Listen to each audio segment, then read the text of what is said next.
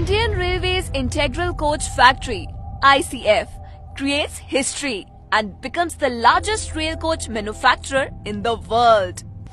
Till Feb 2019, ICF has manufactured 2,919 coaches, surpassing top Chinese manufacturers who produce around 2,600 coaches per year.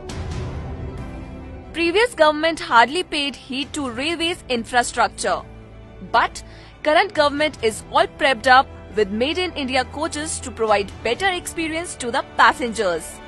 Integral Coach Factory, situated in Chennai with Vande Bharat, has hit a milestone. Along with the development in this sector, it has led to employment as well. Now, Chennai is being known for rail modernization in the world. In February 2019, ICF has manufactured a total of 301 coaches. So far, from April 2018 to February 2019, the total production stands at 2,919 against 2,085 in the corresponding period of last year, which is a 40% increase in production. The ICF is all set to achieve a target of manufacturing over 3,200 coaches.